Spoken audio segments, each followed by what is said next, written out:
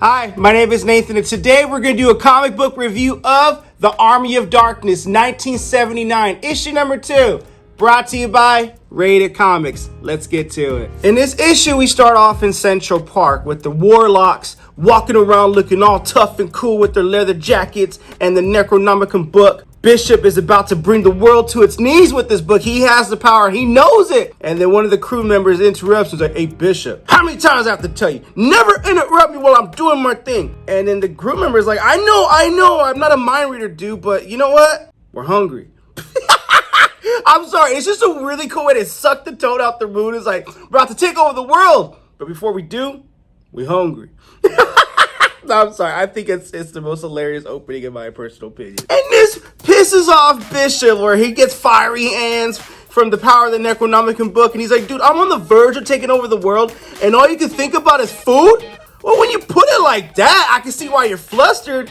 But don't get caught up in all your emotions, man. Like, the world can wait. I just want a slice of Baronis. That can't wait. So meanwhile, we get the Brooklyn Dodgers with baseball bats about to give him an ambush, not knowing the power that Bishop has. And Bishop's like, okay, you guys are about to pitch out a shutout? I love that kind of good game. And then the Brooklyn Dodgers like, I don't think you understand the gravity of your situation. So, okay, well, let's get going. So right before they're about to give him a crack, now Bishop gets the power from the book, and they're like, what are you doing with your hands? His hands start to flare up, getting fired. He's like, this is power beyond comprehension, brought to you by Necronomicon Book. And then he just turns all their heads into brain soup. Ugh. I mean, then again, take it all in. You still want to eat after seeing all that, but then again, that looks like a whole lot of tomato sauce to go in your slice of pie. Back with Ash, he's dealing with all these mini police dead-eye officers, and they're crawling all over his face. Lilith, she's swiping them away. She's telling him to stop. And why you gotta put that aerial view like that? I guess to highlight how small the dead-eyes are, right? Wink. Ash is like, get off of me! He steps back and accidentally crushes the officer. I'm sorry, this book has the right balance of dark comedy and humor and horror and violence. That's just my opinion right there. And as he steps on the cop, he's like, oh, I have an idea. Then he just starts stomping cops like roaches. Hey, that's disgusting. But not as disgusting as crushing cops. And then Lilith's like, Ash, help me. And then now these cops are like enveloping her, so he gets them off of her. He shakes them off. I didn't know that girl had cake like that. So now they're squishing and crunching and squashing and lying.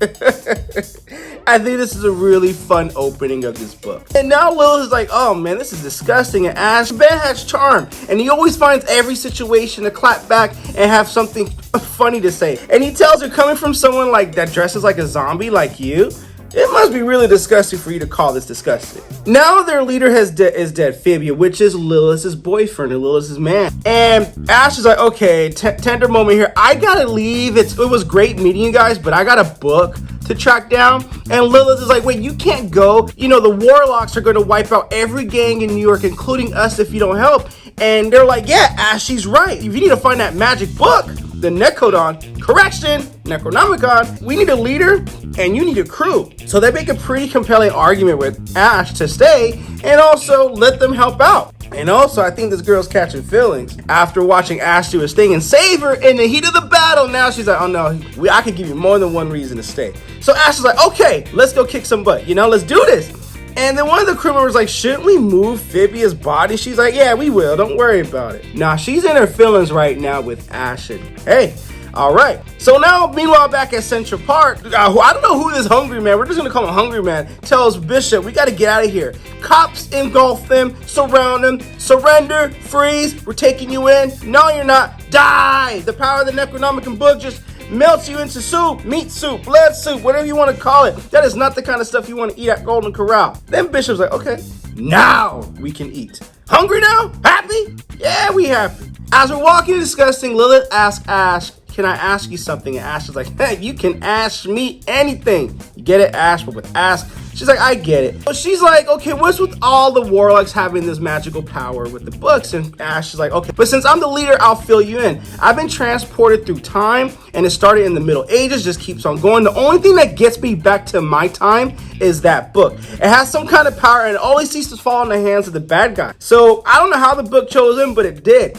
So Lilith is like, oh, wow. Now she's in this flirty mood and motion. She's asking Ash, are you a hero? Ash is like, I guess I am.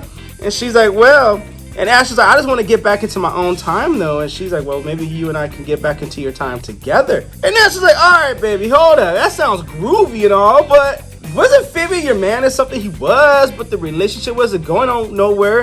And I thought he was gonna say something like, but aren't you in moaning to mean moaning just because it's Ash we're talking about here? And that silhouette perfectly indicates that she's in mourning, but hey, Ash, you're helping me get over it. Thank you. There you go, my man Ash. Even something as half dead as her, she's still turning feelings onto him. And I love how they can depict a wisecracking Ash with a chainsaw hand, ready to take on all kinds of evil without blinking of an eye. But he still has a thing for the ladies when the opportunity presents itself. So as they're eating pie at Baroni's, the Warlocks, Bishop is just pissed. I can't eat when I have a world to conquer. I'm just saying, bro, like, there's gotta be more. You're just going around melting people's brains. There's gotta be more to taking over the world than that. And Bishop quickly reminds him, you forgot about the days we were the bottom of the crews in the streets. Like, we were the bottom of the barrel. Now that's all gonna change because we have this book. Now, you mustn't still fear that leaves our opponents unable to strategize. And then we crush them. And then we use this book. And then the guy's like, hey, I got a question to ask you.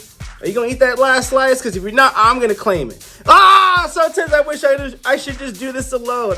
It's kind of funny, dude. And this book is highly entertaining, and I'm gonna leave a little meat on the bone with it for you guys, because there's some more plot twists here with the Panthers and why and what their plan is to the half dead that Ash is leading, fight the Warlocks, take the book. So it's kind of like we're going to let them do the dirty work and we're going to come in for the easy kill, so to speak. But there's a whole lot more dialogue into it than that. A lot more story to it, and a hell of a cliffhanger that just leaves you wanting more.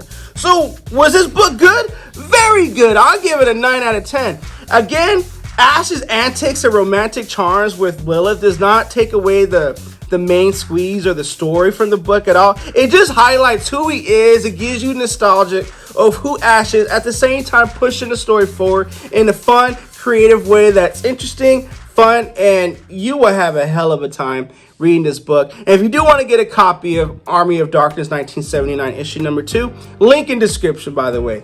With that being said, Army of Darkness, issue number 2, 1979. What you guys think of the book? Comment below and let me know. And also, if you like the content we're throwing up, you know what to do. Don't be shy. Don't be stingy. Here at Rated Comics, we do awesome comic book reviews, comic book related content with the occasional comic book giveaway. Thanks again for watching. Until next time.